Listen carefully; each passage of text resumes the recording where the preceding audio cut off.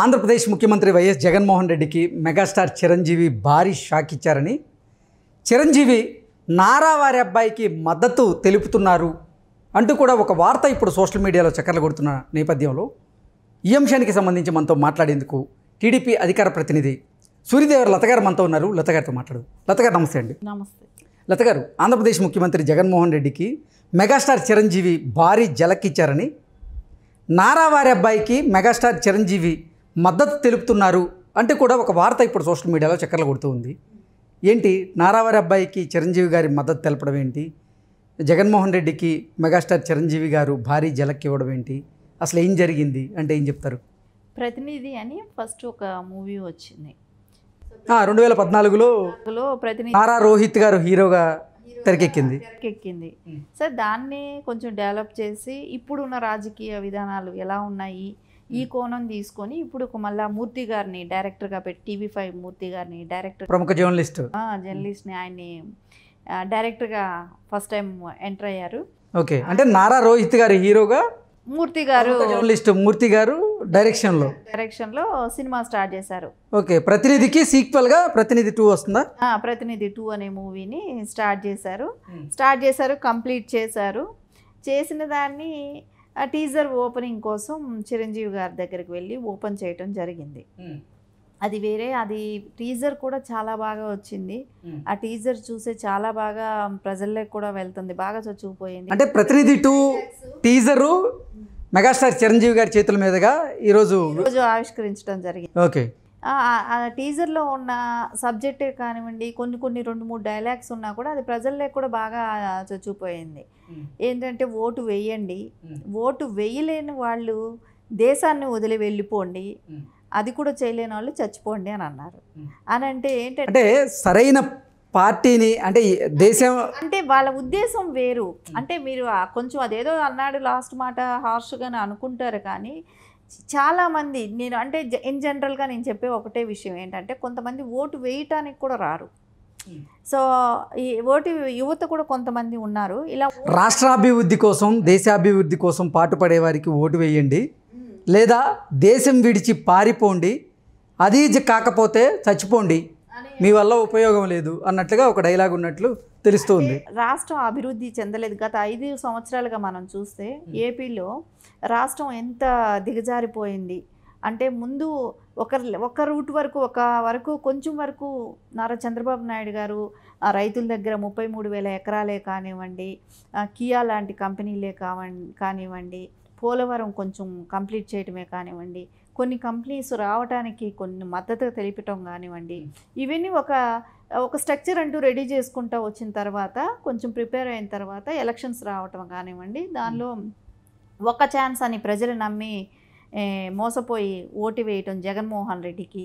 అలా ఓటు వేసిన సందర్భంగా ఈ 5 ఏళ్లలో ఏ రకంగా అంటే మద్యమే కానివ్వండి, డ్రగ్సే కానివ్వండి, గంజాయే కానివ్వండి, మిస్సింగ్ కేసులే కానివ్వండి, ఒకటనే కాదు పలు రకాలుగా ఏపీ రాష్ట్రంలో ప్రజలు అన్ని రకాలుగా ఇబ్బంది పడుతున్నారు.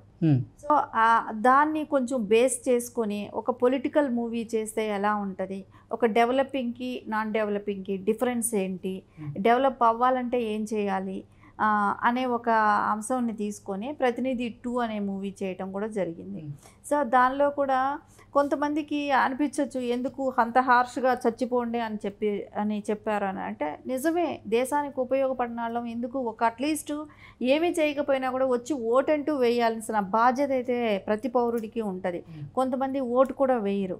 సో ఓటు వేయాల్సిన అవసరం ఉంటుంది. ఆ ఓటు కూడా ఎవరికి వేయాలి, రాష్ట్రాన్ని ఎవరైతే డెవలప్ దిశగా తీసుకెళ్తున్నారో అనే కొంచెం ఆలోచించి ఆ వ్యక్తికి ఓటు వేసి, మనం నువ్వేమీ చేయకుండా ఉన్నా కూడా అది నీ ఓటు ఎవరో ఒకళ్ళు దొంగ ఓటు వేస్తున్నారు.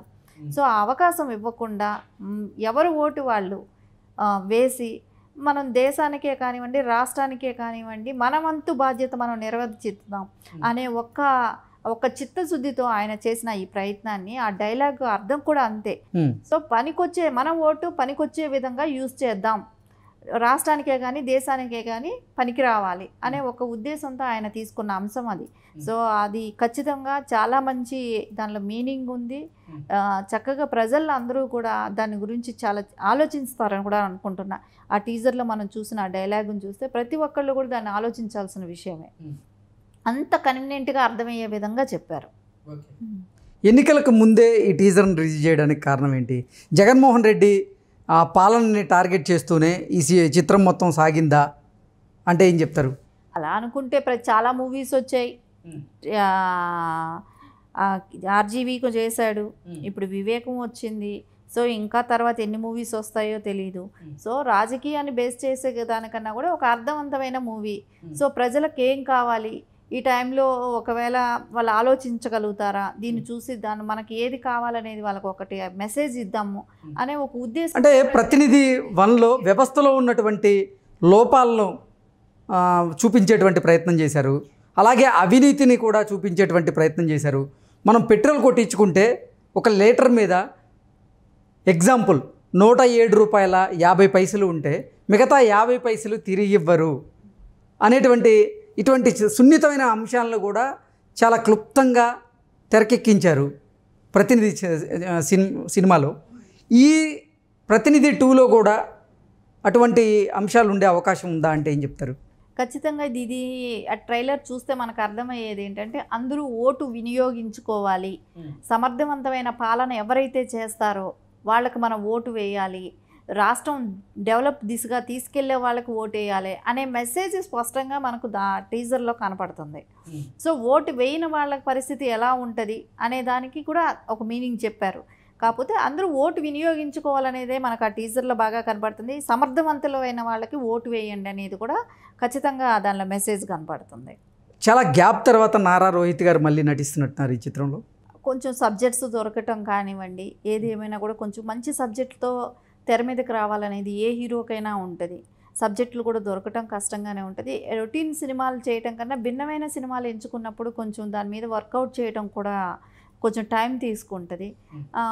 ఆ డైరెక్టర్ గారు కూడా ఇప్పుడు కొత్తగా డైరెక్టర్ అవటం కానివ్వండి, ఇవన్నీ కూడా అంటే ఆయనకు కూడా సమాజం మీద ఒక అవగాహన ఉన్న వ్యక్తి కాబట్టి కొంచెం ఇప్పుడు ఉన్న పొలిటికల్ దీనికి ఇంకా ఫ్యూచర్కి ఎలా పనికొస్తుంది, సో ఫ్యూచర్లో యువతకే కానివ్వండి ఏం మెసేజ్ ఇవ్వగలుగుతాం అనే దృష్టిలోనే తీసుకెళ్ళి ఉంటారని. మూర్తి గారు ఆల్రెడీ సీనియర్ జర్నలిస్ట్గా వర్క్ చేస్తున్నారు కాబట్టి అసలు ప్రజల సమస్యలను ప్రభుత్వం దృష్టికి, ప్రభుత్వ వైఫల్యాలను ప్రజల దృష్టికి తీసుకొచ్చేందుకు చాలా ప్రయత్నాలు గతంలో ఆయన చేశారు కాబట్టి ఆయన దర్శకత్వంలో తెరకెక్కుతున్న ప్రతినిధి 2లో కూడా అంటే సొసైటీలో ఉన్నటువంటి లోపాల గురించి, వ్యవస్థలో ఉన్నటువంటి లోపాల గురించి, వీటి గురించి బయటపెట్టే అవకాశం ఉందంటారా? అయితే ఖచ్చితంగా ఆయనకున్న అవగాహనతో ఏదైనా కూడా అంటే ఆయన జర్నలిస్ట్గా ఉన్నప్పుడే కానీ ఆయన చిన్నప్పటి నుంచి చూసిన వ్యవస్థలో చూసిన మార్పులే కానివ్వండి, ఆయనకి సీనియర్ జర్నలిస్ట్గా ఆయనకున్న ఎక్స్పీరియన్సే కానివ్వండి, ఇవన్నీ దృష్టిలో పెట్టుకొని ఇప్పుడు రాజకీయంగా ఈ 5 ఏళ్ళు ఏం జరిగింది, ప్రభుత్వంలో ఎలాంటి మిస్టేక్సే కానివ్వండి,